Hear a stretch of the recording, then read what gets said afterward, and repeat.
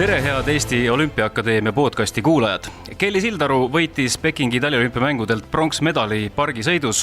ja sai 4. koha rennisõidus, nii et palju õnne Kellyle ja tema treeneritele, toetajatele, fännidele ja ma usun, et kahtlemata on olümpiamedali üle väga hea meel ka meie podcasti tänasel külalisel, kelleks on siis Kelly Sildaru üldkehalise ettevalmistuse treener Ott-Erik Kalmus. Tervist! Tervist! No olümpiamedal on ju erakordne saavutus, et kindlasti oled sa ise ka treenerina sellise tulemusega rahul? No teisiti väga ei saakski, et ükskõik mis võistlustest mingi medal tuleb, et õnnelik olen ikka, et oli väga hea võistlus minu arvates. Oled sa juba Kellyle nii-öelda õnne soovinud, et SMS-i saatnud, et tubli tüdruk? No siin oligi selline olukord, kus iga päev pidi õnne soovima, et kord oli tal sünnipäev, siis läks tal hästi pargisõidus, siis juba jälle rennisõidus, et põhimõtteliselt ainult kirjavahetus oligi palju õnne ja järgmine päev sama tekst, et no räägimegi kõigepealt võib-olla sellest, et Kellyl on tegelikult ju päris suur taustatiim, et kes need inimesed üldse seal kõik tiimis on ja millised on nende ülesanded, ütleme nii, et kes siis näiteks koordineerib kogu seda ettevalmistust, kas see on treener Mihkel Ustav ja ütleme, milline on siis sinu roll selles meeskonnas? Et taustatiim on siis suurenenud viimaste aastatega, et mina liitusin vist 2020 äkki või 2021, ma täpselt jään aasta arvu võlgu, aga pigem koordineerib kõike seda üritust siis tegelikult Mihkel Ustav treenerina ja kindlasti on siis oma sõna öelda ka Kellil endal, et nad koos, ma arvan, suurem osas planeerivad seda. Ja lisaks on siis neil kaasas nüüd sellest aastast ka füsioterapeut Sirli Hinn, kes siis hoolitseb Kelly sellise lihaste eest ja ütleme siis liigeste, kõõluste ja muude struktuuride eest, mida nagu parasjagu vaja on. Ja kindlasti konsulteerib ka siis erinevate erialaarstidega, näiteks Madis Rahuga on konsulteeritud, kui mingi vigastused ja äkki sellest aastast on ka siis spordipsühholoog. Ja mina olen ka siuke väike võib-olla taustajõud, et võib-olla nendest eelmainitutes kõige väiksem roll on minul, aga mina valdavalt siis aitan teda hooaja välisel perioodil, et pigem siis mäele mina nii palju ei trügi. Avame võib-olla natuke neid kaarte ka, et kuidas sellel spordialal see ettevalmistus käib, et millest see koosneb see ettevalmistus freestyle suusatamises, et ma eeldan, et seal on siis, kui seda meeskonda nüüd analüüsida, keda sa ütlesid, seal on siis nagu tehniline ettevalmistus, seal on tegelikult kehaline ettevalmistus ja psühholoogiline ettevalmistus ja ilmselt on seal tegelikult neid nüansse veel palju ja palju. Jah, et täitsa, kuna on talispordiala, siis valdav osa paratamatult peavad nad viibima välismaal, kus on siis valdavad mingid ütleme siis sellised resordid, kus nad saavad oma ettevalmistust siis võib-olla kõige spetsiifilisemalt üldse teha. Meil paraku siin aastaringselt talve ei ole, ehk siis suvine ettevalmistus on natukene võib-olla minuga rohkem seotud ning lisaks saab ära kasutada siis meil neid head võimalusi siin erinevatel väikestel tiikidel või järvedel, ehk tehakse selliseid veelauda või veesuuska. Et see on siuke põhiline ettevalmistus, aga jah, minu poolt siis on pigem siuke erinevate kehaliste võimete arendamine, mida siis antud spordiala nagu nõuab või vajab. Kas sellel spordialal on ka midagi sellist väga-väga selle ala spetsiifilist, millega tegeletakse ja millised on need ettevalmistuse proportsioonid selles mõttes, et kõige rohkem vist ikkagi peaks ju treenima suuskadel, eks? On see nii? Täpselt nii, et ilma maailma parimaks ei saa või siis sinna eliiti, et kui suuskadel üldse ei ole, et me võime siin jõusaalis või kusagil mujal batuudi peal, ütleme, nühkida neid harjutusi nii palju kui tahame, aga paratamatult seal suuskadel oleku aeg võib tihtipeale saada ikkagi selleks määravamaks. Et mis seal võib-olla iseloomuliku selle spordialal ongi selline heas mõttes kaootilisus, ma leian, ehk mingi kava paika panek erinevatel siis võistlustrassidel, et ta jätab siukest kaootilisust ja siukest võib-olla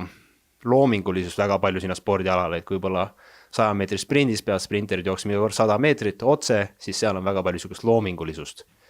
Kui nüüd kehalistest võimetest võib-olla rääkida, siis erinevatel hüpetel, maandumistel, reilidel on väga suured siuksed põrutusjõud. Et näiteks ühel hüppel keskelt läbi võib-olla siuke 2-3 kehamassi läbivad jõud siis on kehal, mis tähendab seda, et siis kehaline ettevalmistus peab olema siis ääretult hea, et neid koormuse ikka taluda. No Kelly ja Tõnis Sildaru ütlesid ühes podcastis kunagi, et enne seda põlvetraumat nad jõusaalis ei käinud üldse, et ainult omaenda keharaskusega siis tehti harjutusi, aga samas see vigastus õpetas teda tegelikult oma lihaseid ja kõike nagu paremini tundma ja ka jõusaalis käima, et kui suur osa on tegelikult jõusaali treeningutel nüüd? Järjest suuremaks lähevad, ehk Kelly on ka tugevamaks saanud, et oma keha raskus võib-olla ei ole piisav selline raskus, mida juba kasutada, ehk me vajame juba mingit lisainventari, et tekitada siis võib-olla sarnane koormus nendele liigestele ja kõõlustele. Et jah, nooremas eas täiesti okei on teha ka keharaskustega erinevaid hüplemisi, keharaskustega harjutusi, aga jah, mida võib-olla kogenumaks saab ka seal vallas, siis sportlane ja eelkõige Kelly, seda rohkem on vaja just siukseid raskuseid ka kasutada juba. No kui ma mainisin, siis Kellil on ikkagi vigastusi juba olnud ka, et kas ütleme selline parem kehaline ettevalmistus aitab nüüd ka paremini siis ka vigastustest hoidud, et mis need võib-olla sellised spetsiifilisemad harjutused on, millega te treeningutel jõusaalis tegelete, ja ma eeldan, et ikkagi sellest vigastatud põlvele peate ikkagi tegema selliseid eriharjutusi kogu aeg, et vältida selliseid, ütleme, uusi vigastusi, eks? Jah, et need vigastused on paratamatult tulema, eriti sellisel spordialal, et ükskõik kui palju me võib-olla seal jõudu või mingit võimsuskiirust treenime, et vigastus võib tekkida ükskõik mis momendil, et kas natukene valesti maandud juba paar kraadi, et see võib juhtuda, et ütleme, et bad luck. Aga jah, et vigastatud piirkonnad peavad eriti tugevaks saama, aga ei tohi ka ära unustada siis võib-olla tervet jalga, et ei tekiks siukest lihaste vahelist või jalgade ja jäsemete vahelist siukest jõu erinevust, mis võib ka saada siis tegelikult või suurendada siis vigastuste tekke riski. Et kindlasti vaagnavöötmelihased peavad kõik tugevad olema, peaksid olema siis tõesti alakehalihaste siuke jõud peab olema pigem hea. Ma vaatasin neid Pekingi taliolümpiamängude Kelly sõite kõiki mitu korda järelvaatamisest ja mõtlesin kogu aeg selle peale, et kuidas see suusk nagu ära tuleb ja ta tõesti maandub nagu külje peale, et see tegelikult see koormus ühel hetkel sealt suure hooga tulles on ikka päris suur, et sul peavad ikka tugevad jalad, tugev selg olema, et tugevad mingisugused ka väiksemad lihased peavad päris tugevad olema, et sa ellu jääks seal mäe peal nii-öelda. Et võib-olla Kelly ongi siuke hea näide, et kui ma esimest korda üldse treenima hakkasime, siis tegelikult need kõik harjutused, mis me jõutreeningutel tegime või siis jõusaalis või keharaskustega, et omandas need nagu sõrmenipsust ära. Et minu roll oligi võib-olla tal harjutus ette näidata ja siis tegelikult siukest juhendamist väga ei olnud, et tal oskas oma keha väga hästi kontrollida, et suure tõenäosusega see spordiala seda nagu ka eeldab ja seda on ka arenenud, et seda oli nagu minul vähemalt oli suur üllatusmomente, kuidas inimene oskab nii kähku mingid harjutused või mingid tehnilised siuksed aspektid nagu omaks võtta. Et ju sellepärast ta kui ühe jalaga maandub, et võtad ühe suusa ära, ta maandub, et arvatavasti oleks 2 suuska ära tund, oleks samamoodi maandunud, et poleks probleemi olnud. Mis on Kelly võib-olla sellised tugevused ja nõrkused nendes kehalistes võimetes, et kas ma ei tea, tal on ka ütleme, vastupidavus peab tal tahes-tahtmata hea olema, sellepärast et sellel spordialal need päevad on ikka väga pikad, seal hommikul algab soojendusega või ja õhtul hilja lõpeb, et mõnikord treenitakse terve päev ju pead ju mäe peal vastu pidama, eks. Aga kiiruslikud ja hüppevõimed ja kõik see pool. Jah, et neid teste me oleme ka teinud, et kui ma peaks mingi võib-olla nõrkuse välja tooma, siis ma paratamatult võib-olla jääkski vastuse võlgu, et ma ei saa tuua mingit sükest nõrkust tal välja, aga pigem tugevused ongi puhtalt siuke nagu koordinatsioon ja siuke liigutusvilumus, et ta oskab oma keha kontrollida, et võib-olla kehalistes võimetes siuke koordinatsiooni osa on tal nagu suurepärane, et millele me oleme kindlasti palju saanud juurde panna, ongi puhas siuke jõud just alakehale, vaagnavöötmele ja tegelikult siuke võimsus osakaal on ka nagu suurenenud treeningutel. Et nüüd, kui see vigastus tekkis tal see eelmine aasta põlves, ja siis me pidime natukene tagasi hoidma just nendele võimsuskiirus poolel, aga just see jõu osakaal ikkagi jällegi suurenes isegi seal vigastuste järgsel perioodil, et kõik on minu meelest väga hea. No kui kergejõustikuga paralleel tuua, siis kergejõustikus on ju teada, et kui sul hüppevõimet ei ole, siis sa tegelikult hüppealadel ikkagi ei võistle ja freestyle suusatamises see päris nii ei ole, et seal see hüppevõime ei ole ju nii oluline, eks, et kui me hüppevõimest räägime, siis ilmselt kui Kelly oleks näiteks poole tugevama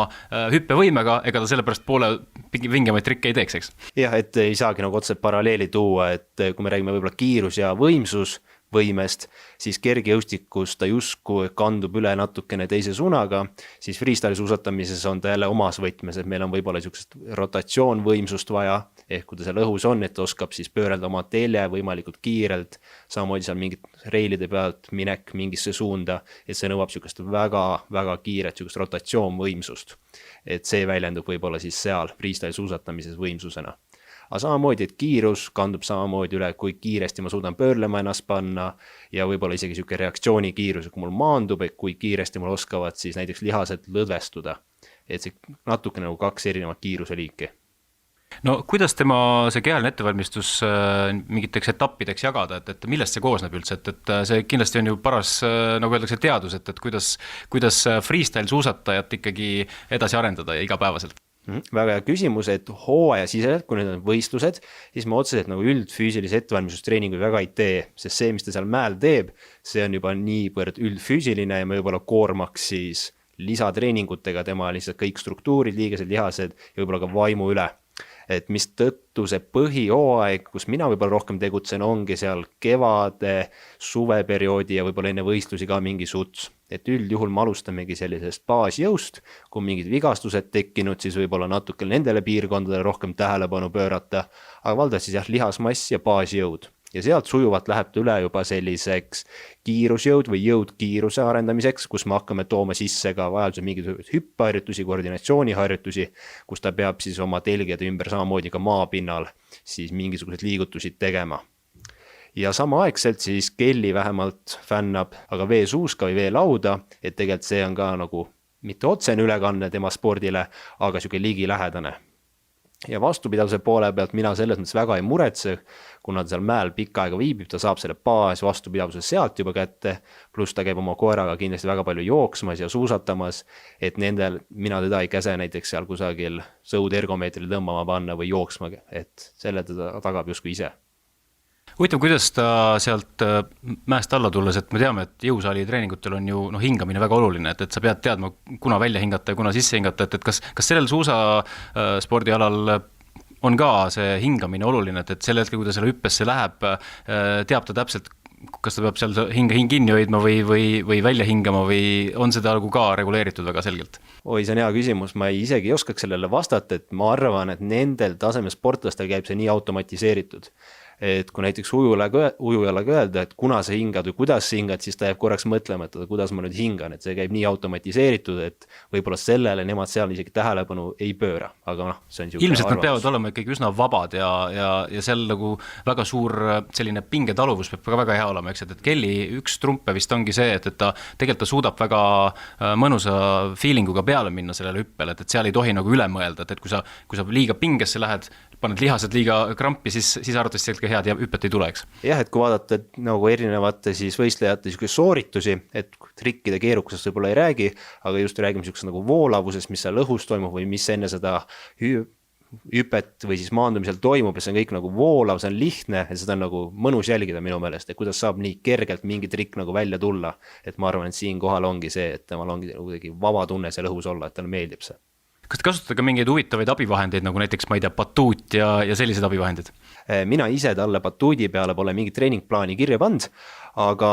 Mihkliga nad varasemalt on tõesti teinud batuuditrenne seal Spot-Off Tallinnas, aga see on ka natuke ennast ammendanud, et nad on seal terve elu on Kelly seal batuudi peal hüpanud, et see on natukene võib-olla ammendanud või ta ei näe seal enam seda motivatsiooni võib-olla nii palju seda teha,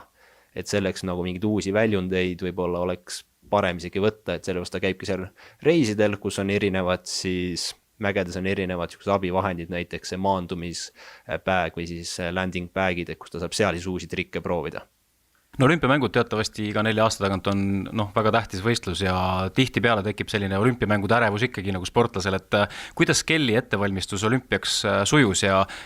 kuidas mida te tegite selleks, et ta saavutas nüüd tippvormi just nagu olümpiaks, et kas oli mingid eriprogramm tal selle jaoks ka, sest selline rohkem treenimist enne tippvõistlusi või siuke just langetatud koormused,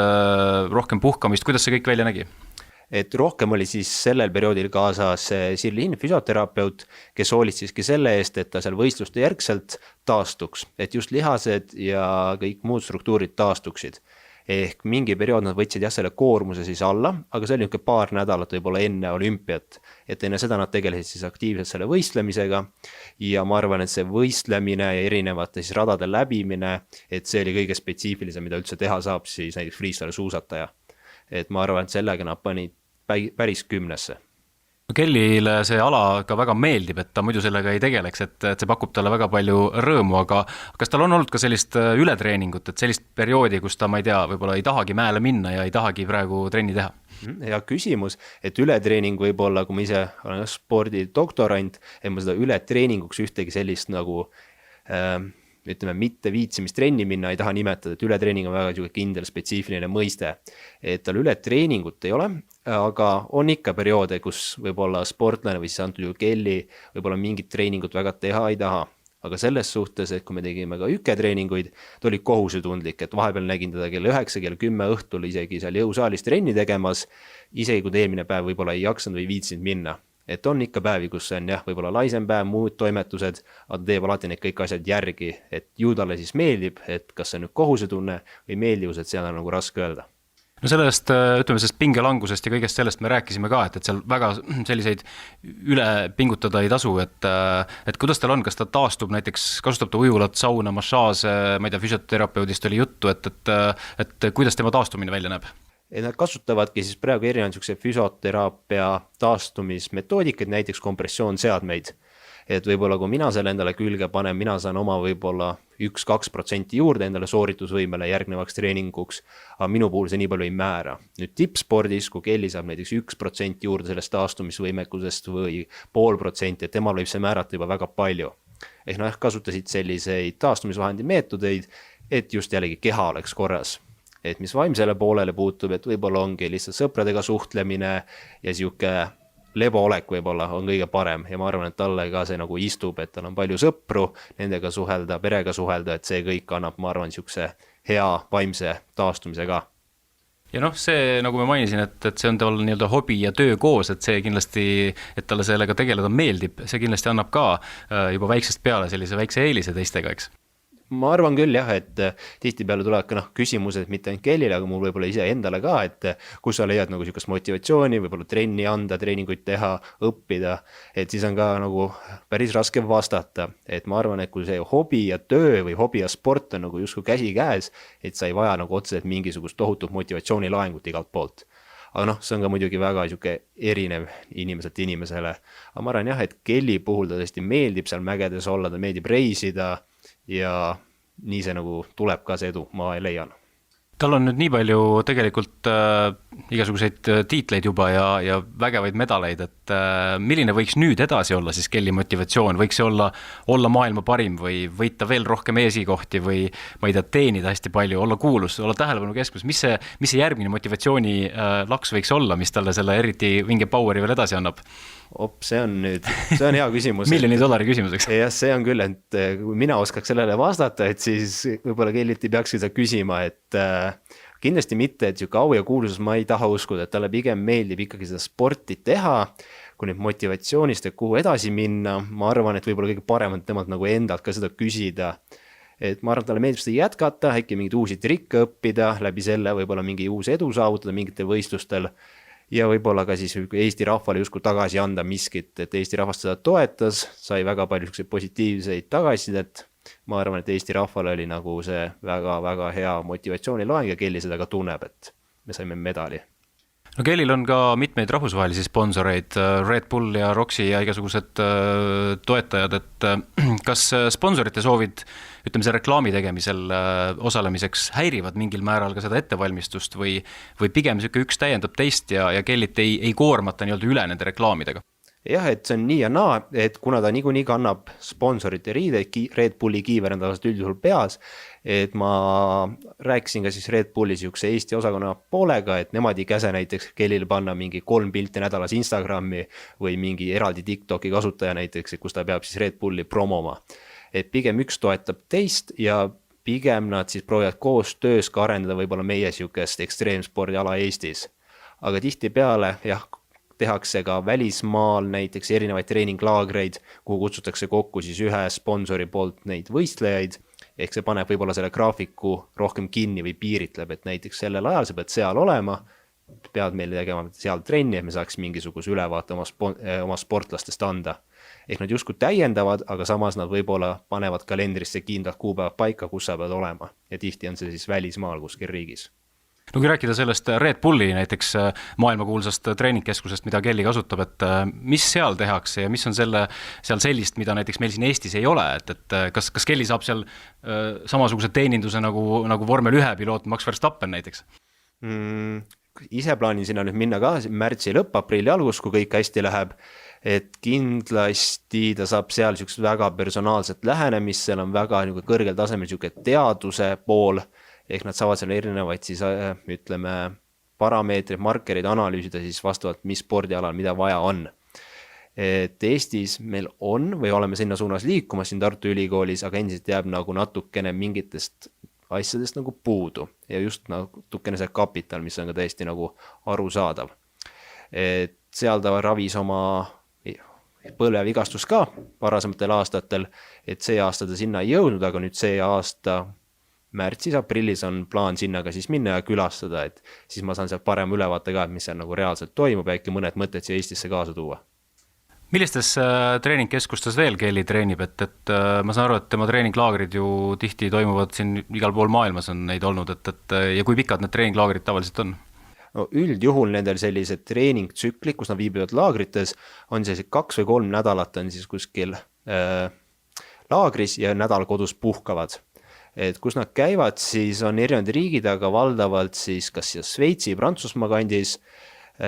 Dubais, siis on Soomes teatud aegadel, perioodidel ja siis ka vist natukene Uus-Meremaal ja ka Ameerikas. Ja see sõltub palju ka sellisest võistlusgraafikust, et kui juba võistlema minna, siis nad teevad treeninglaagri nagu sellele otsa, et edasi-tagasi oleks nagu vähem sõitmist ja tegelikult see ajakulu on selle võrra natukene võib-olla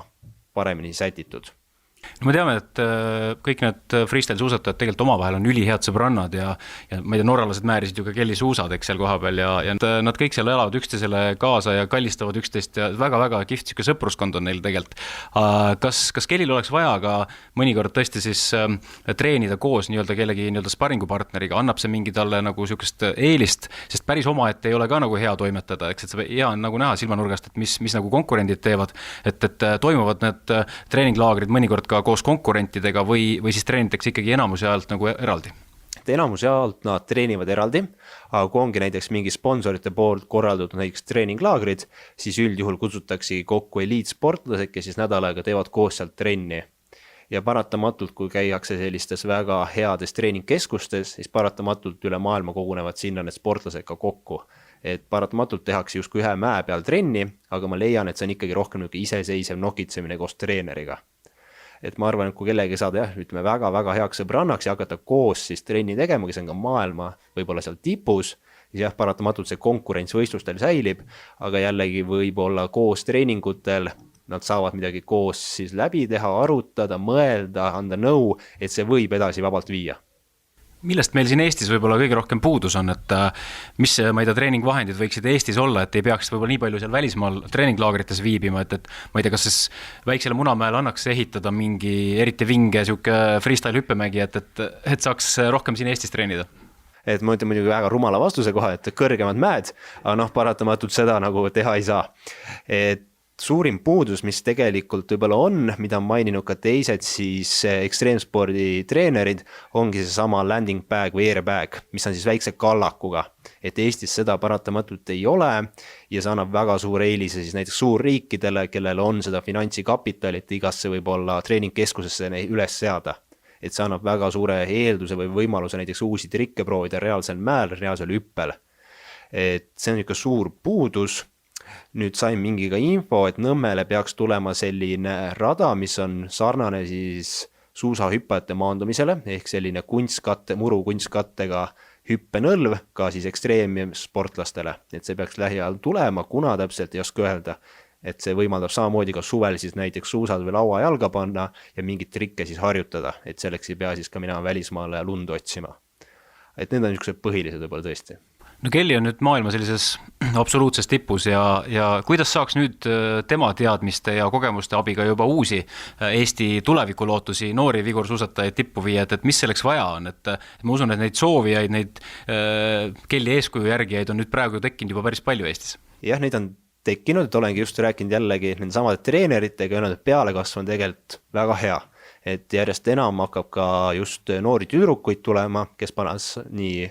lauajalga endale või suusad, et neid tekib. Et osad lähevad ka nüüd juuniorit EM-ile vist või MM-ile, nüüd siin märtsi lõpus äkki. Et pealekasv on tulemas, et ma arvan, et see sama medal, need medalid ja uudised, mis siis Kellist on, et need kindlasti tõstavad huvi ka noortel ülesse. Et see ekstreemsport on siuke lõbus, samast on treeniv, et on väga hea selline ka treening või kehalised treeningväljund ka siis noortele. Et nüüd märtsi alguses korraldab ka siis Red Bull Kelly nimelise treeninglaagri tegelikult siin Eestis, et kust lähen ka siis ütleme, oma nõu andma, kuidas just üke poolt arendada, et neid laagreid nüüd hakatakse korraldama, mis võivad siis potentsiaalselt veelgi rohkem uusi võib-olla sportlasi sinna ekstreemspordi alale tuua. No kui vaadata, kes siis kõrged kohad said Pekingi taliolümpial, siis Marten Liiv sai 7. koha, treenib välismaal, eks, Kelly Sildaru väga suuresti välismaal, Kristjan Ilves on Norra tiimi liige ja ütles ju välja, et kui ta Norra tiimi ei saa uuesti, siis ta loobub üldse tippspordist. Õnneks norralased on nõus temaga jätkama. Aga meil on ka näiteks suusahüppajad, Arti Aigro, Kevin Maltsev välistreenerite käe all ja nii edasi. Seda rida võiks nagu jätkata, et kõik need, kes tegelikult olümpial vähegi normaalse koha said, on ikkagi kuidagi välistreeneritega seotud, eks, et põhimõtteliselt järeldus on siis see, et kui tahad kõrget kohta olümpial, siis mine kuskile välistiimi, et Eestis see nii lihtne ei ole praegu. Kuidagi siukse suunaga nagu see läheb jah, et kui sellised need numbrid tuua välja ja vaadata tulemusi ja vaadata võib-olla sportlaste siukseid kommentaare tagasisidet, et siis väga paljud tõesti kiidavad siuksed välismaa võib-olla lähenemisi või nende treenerite lähenemisi, et ma arvan, et meie treenerid on väga heal tasemel, aga meil võib-olla puuduvadki mingid pisinüansid, mis viiks sinna top-toppi, et kas see ongi siis mingi seadmepuudus, vahendipuudus, võib-olla taustajõudude puudus, et ma arvan, et välismaal seda kapitali ja seda finantsi on natukene rohkem, mis annab seal juba selle eelduse siis võib-olla parematele tulemustele võib-olla sõita või hüpata, et ma arvan, et seal on see võib-olla väike iva sees. No Kelly sai nüüd veebruaris 20-aastaseks. Kas 20-aastane on hea iga selle spordialaga tegelemiseks? See tema üks suurimaid konkurente Aileen Kuu on teatavasti 18-aastane, aga kui me vaatame, mis maailmas toimub, et kuidas järjest vanemad inimesed tegelevad tippspordiga, kuidas ma ei tea, LeBron James mängib kõrges eas, NBA-s on üks kiiremaid ja tugevamaid ja parima hüppevõimega vendasid seal või noh, neid näiteid võiks lõputult tuua, kui palju on vanemad, et äkki Kelly puhul on ka nüüd see mingi võimalus, et me püüame teda võimalikult heas vormis hoida võimalikult kõrge eani. Jah, see on võimalik, et kas ta nüüd 60 eluaastaselt läheb sinna veel hüppama, aga jah, et ma arvan, et see 20 ja sealt natuke edasi, et on niisugune soodne tippspordi aeg tegelikult, et sõltub muidugi spordialast, et võib-olla iluvõimlemises või iluuistumises on peale kasvamas järjest nooremad, aga sellisel võib-olla ekstreemspordialadel, kus on ka mingil määral niisugune kogemus oluline ja teistel spordialal samuti, et see 20 on niisugune päris hea soodne aeg, ma leian, et keha on ilusti ka välja arenenud ja sinna peale on siis väga hea ehitada mingi võimekus lisaks siis sellele kogemusele. No kui me vaatame Kelly pöördeid, ta teeb neid mõlemale poole ja seda öeldakse ka, et on Kelly üks trump, et ta suudab nii-öelda vasakule poole minna, paremale poole, teha pöördeid, maanduda kas selge ees või nägu ees, et ta nagu tunneb ennast nii mõnusalt ja vabalt, et tal ei ole nagu vahelt, et kas ta läheb sinna pöördesse nüüd ühtepidi seda hüpet tegema või teisele poole seda trikki tegema, et kas tal on ka, ütleme, väga hea selline lihastüsbalanss ja ütleme selline, et mõlemad pooled on ühe tugevad, et tal ei ole nagu, ei pea alati minema parema poole ees hüppesse, sest tal on nagu võimeline mõlemad pidi sama hea hüppe tegema. Ja kui me vaatame võib-olla kehalisi võimeid, siis me testisime ka erinevate kehapoolte jõudu, võimsus, kiirust, et 100% nad ühe tugevad ei ole, aga väga sinna ligi lähedale, et nende mõlema kehapoole selline oskus, võimsus, jõud, et kõik on väga nagu balansis. Et see võib anda teatav eelise sellele, et osa mõlemale poole teha kindla arvu või sama arvu siis näiteks kraade või hüppekõrgus on siis võrdlemisi sama, ükskõik mis pidi ta läheb. Et kindlasti üks osa on ka selles liigutusvilumuses, mida ta on siis noorest peale juba harjutanud, ja mõlemale poole, kui keha oli kergem, siis on kergem ennast ka pöörata, ja kindlasti üks osa on ka see, et ta noorest peast juba alustas suuskadel treenimist. Kas Kelly sai, ütleme, noorust nautida ka või mängib ta mingid arvutimänge, on tal mingid mingi arvutimängud või on ta ikkagi nii keskendunud suusatamisel, et ta muu jaoks aega ei jäägi? Ta muude tegemiste jaoks kindlasti aega jääb, et paljud arvutimänge mängib ja mis mängud täpselt on, ma jään vastuse võlgu, aga tundub, et sportlastele on kohane see, et kui sa oled spordis sees, siis sinu võib-olla sellised hobid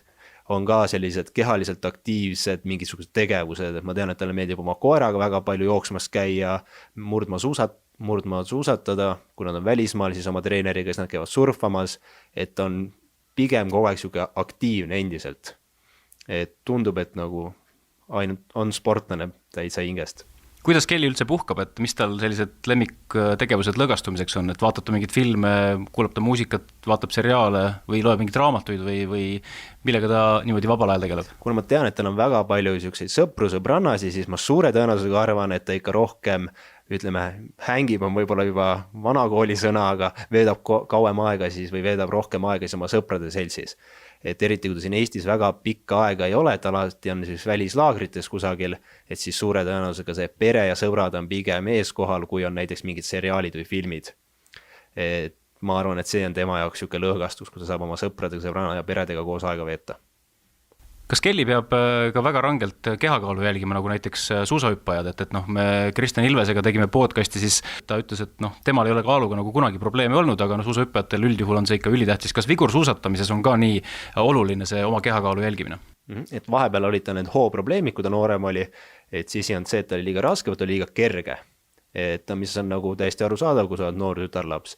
Et ta ei pea nüüd grammi pealt sööma kindlasti, et energiakulu seal mäel olles, eriti kui võib-olla külmem, võib-olla mingi mäestik, et siis et vedeliku tarbimine on olulisel kohal, et piisava energia saaks, et taastuks on olulisel kohal, aga ta ei pea otse mingi sellist kaalulangetusdieeti jälgima. Et ta võib pigem siis süüa seda, mida ta võib-olla soovib, aga piisavalt, et seda energiat ja vedelikku nagu tarbiks. Et kaalusport ta teatud määral on, aga seal tulebki pigem mängu siis, et kui palju on sul jõudu ja võib-olla niisugust võimsust oma kehakaalu suhtes. Ja kui sa kaalud natukene rohkem, see tähendab seda, et sul peab olema natuke rohkem ka võimsust, et mingisugused trikid või nüansid seal mäel ära siis teha. No kui vaadata olümpiasõite, siis big air, pargisõit ja rennisõit, et 3 erinevat ala ikkagi ja kui suured erinevused nendel aladel on, et ma saan aru, et see big air ei ole see ala, kus Kelly võiks favoriit olla, et seal on tal nagu raskem, aga pargisõidus ja rennisõidus on ta alati, kui ta starti läheb, on ta favoriit, et mida siis teha sellist, et võib-olla nagu muuta seda, või kas tasub üldse muuta, et kas tasub tema rohkem pingutada, ütleme big airi treenida, teha mingi teistsugune ettevalmistus või tuleks rohkem keskenduda ikkagi hoopis pargisõidu, rennisõidule ja arendada veel paremaks seda? Ma arvan, et talle endale, et ma ei saa tema eest nagu seda vastust öelda, aga ma arvan, et temale endale meeldib rohkem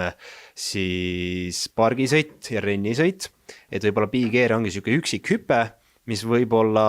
ei ole tema jaoks nii võib-olla lahe, aga see on ka niisugune minu arvamus. Et pigem ikkagi keskenduda sellele, mida ta kõige rohkem võib-olla naudib ja võib-olla Eestis kõige paremad võimalused ongi ikkagi, või välismaal ka, et pargi ja niisugused rennisõidu spetsiifilised treeningud, et big air võib-olla igal pool ei ole.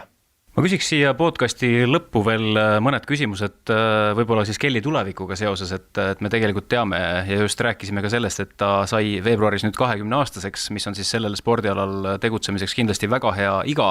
Järgmisel olümpial oleks siis Kelly 24-aastane. Millised on võib-olla sinu soovitused talle, et kuidas siis jätkata selle tippsportlase karjääriga, et kindlasti üks asi on see, et ta peab kindlasti väga nautima seda, mida ta teeb edasi, eks? Ja see on kindlasti võib-olla mitte reegel number 1, aga soovitus number 1, et pigem endiselt nautida, kui mingi päev ongi tunne või mingi nädal on tunne, et täna see nädal ei taha sporti teha, tahaks puhata, siis võtta see nädal, et 4 aastat on pikk aeg, et kui me hakkame iga võib-olla 1 nädala pärast stressama, et ma nüüd trenni ei tee, ma kaotan kõik oma oskused, et siis pigem puhata. Aga kindlasti see sport areneb, me näen ka järjest enam, et kus need teised tippsportlased, kes selle aega tegelevad, teevad järjest rohkem trenni, panustavad siis erinevatele võib-olla võimete arendamisele, et me peame samamoodi suunduma võib-olla natukene rohkem spetsiifiliselt, juba lähenema spetsiifilisemalt veelgi enam, kui see on võimalik. Et ma arvan, need on 2 võib-olla sellist põhilist punkti, et veelgi võib-olla teadlikumalt treenida, veelgi rohkem planeerida võib-olla treeningute siukest ülesehitust ja kindlasti see, et nautimine ei tohi ära kaduda, kui me mõtleme liiga palju, paneme kõik asju raamidesse ja reeglitesse, siis see ei lähe selle spordialaga kokku, et see on loominguline spordiala, see peab olema siuke vaba, et nagu see freestyle ise ka ütleb, et siuke vaba stiil,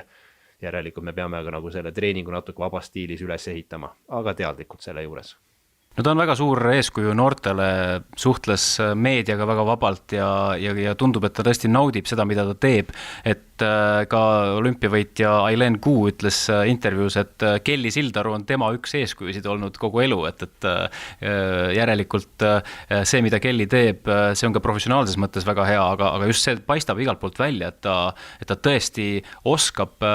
iseennast motiveerida selle ja rõõmu tunda sellest, mida ta teeb, eks? Jah, et kui ma kuulasin ka neid erinevaid intervjuusi või siis mingi uudisenupukasid, siis tõesti pidin ka vahepeal isegi 2 korda kuulama seda esitust, et oli nagu nauditav kuulata, kui vabalt suudab inimene nagu rääkida ekraani ees oma sooritusest, kas ta läheb siis hästi või läheb natukene kehvemini, et tõesti väga hea eeskuju siis absoluutselt kõigile, et olenemata sellest, et nad on võib-olla noorem kui isegi mõned teised sportlased, sest nemalt on alati nagu seda head eeskuju võtta just selle positiivselt meelestatuse osas, et see on nagu ääretult sihuke oluline osa ka spordis, et paratamatult sa oled seal ekraani ees ja inimesed lähevad sinu elusse väga detailidesse vahepeal, et on tubli. Just ma ise vaatasin ka seda, et tegelikult Kelly Sildaru, kuigi ta on 20-aastane, võiks vabalt siin nõu anda endast palju-palju vanematele, kes annavad intervjuusid ja tegelikult ei tule sellega üldsegi nii hästi toime. Aga ma hakkasin mõtlema veel korraks selle Kristjan Ilvese peale, kes on siis teine, ütleme selline väga hea talent meil ja väga edukas, et tema ütles meie enda podcastis ka sellise lause, et tegelikult sa pead oma treeningute keskmise ikkagi nii heana hoidma, et siis, kui sa lähed võistlustele, et siis sa seal tegelikult enam nagu hullu ei saa panna, et sa pead tegema oma treeningute iga nagu keskmise ära, et kuidas seal freestyle suusatamises on, et kas Kelly ka tegelikult peab ikkagi oma treeningutel juba niivõrd hea olema, eks, et siis ei pea enam, ütleme seal piigieris või pargisõidus või rennisõidus enam nagu võistlustel nagu üle mõtlema, et siis sa lähedki tegelikult pinge vabamalt, sa saad teha oma asja, mida sa oled ju iga päev trennis teinud, et see võiks olla ka nagu selline, mis seda pinget natuke alla toob, eks? Ja kindlasti, et isegi mingitel sellistel, ma ütlen kohalikel jutumärkil võistlustel, aga mitte võib-olla nii siis suurejoonelistel võistlustel osalemine annab selle kindluse kätte, et kui sa seal teed juba omad asjad ära, siis võib-olla suurtel võistlustel on selle võrra ka lihtsam. Et samamoodi me saamegi vaadata, et mingid võistlused võivadki olla justkui nagu treeningute asemel. Et see kindlasti annab sellist julgust, et kui me vaatame ka, et Kelly praktiliselt ei kukkunud ühtegi korda, vist kui ma nüüd ei eksi, et ta ei kukkunudki vist nendel alade peal ühtegi korda, mis näitasid kõik trikid, mida ta planeeris teha, olid nagu väga kontrollitud ja ta on neid varasemalt kindlasti sadu kordi teinud. Et olenemata, kas see suusk jälle lendas jalast või mitte, et ta jäi püsti. Et see kindlasti nagu näitab seda, et sportlane oma treeningutel siis kasutab samu elemente ja ta on nagu selleks hästi valmistunud. Kui korraks tulla siia Tartu Ülikooli tegemiste juurde, Kelly kindlasti mõnes mõttes ka teenäitaja, eks, ja te saate siin analüüsida koos temaga ka ja võtta seda kõike seda analüüsi ka tulevikus arvesse, eks, et väga, see on, ma arvan, ka kogu Eestile, ka Tartu Ülikoolile väga, väga positiivne, et Kelly siin teiega koos seda teekonda läbib, eks? Ja, et see on küll väga siuke, et Tartu Ülikool, kus on siis ka kehakultuuri teaduskond, füsioteraapia teaduskond, et üha enam me tahaksime siis siduda selle tippspordi või spordi seesama Tartu Ülikooli justkui teaduskonnaga, siis sporditeaduskonnaga, et mida rohkem võib-olla siia hõlma alla võttagi erinevaid tippsportlasi, et ei pea olema ainult võib-olla Kelly ja me saame koostööd rohkem teha, et ta tõstab seda nii ülikooli taset teatud mõttes ja samamoodi siis annab sportlastele tagasi mingisugust sellist väljundit, et kas see on siis mingite testide tegemistel, planeerimistel, et need nagu kaks võiks olla omavahel väga heas ühenduses, mis siis samamoodi on sarnane ka tegelikult välismaal erinevates siis võib-olla võistkondades ja spordikeskustes. Kas peaks julgustama rohkem meie sportlasi nii-öelda sellise teaduspõhise treeningmetoodikaga kokku puutuma või võiks isegi julgustada, et kuna väga paljud inimesed, ka Kelly on nii-öelda süsteemiväline nooruspõlves olnud, et võib ka riskida ja proovida nagu omaette, et kumb variant nagu ikkagi praegu paremini töötaks? Väga hea küsimus, et kui ma ise olen ka rohkem seotud siis selle teaduse poolega, siis ma tahaks öelda, et see teaduspõhine lähenemine on, ma ei saa öelda, et parem on, aga ma leian, et see on natukene võib-olla turvalisem. Aga jällegi, kes ei riski, see sampust ei joo, aga see ei tähenda jah seda, et nagu kahte asja korraga ei saa, et võib natuke oma teed minna ja võtta appi siis taustajõud, kellel on võib-olla mingisugune teaduslik lähenemine ja oskavad anda justkui siis millist nõu, et nad ei peagi kogu aeg siis justkui kätt hoidma, et nad annavadki nõu, hindavad, saavad anda mingit tagasidet ja siis see on juba võib-olla selle sportlase ja võib-olla treenerite otsus, mida nad selle infoga nagu peale hakkavad. Just, et julgustame igal juhul kõiki sportlasi, ka Kelly Sildarut, et nõu ikka tasub küsida. Tõesti, üldkehalise ettevalmistuse treener Ott-Erik Kalmus, ma väga-väga tänan selle podcasti ees osalemast ja millised on võib-olla sinu siis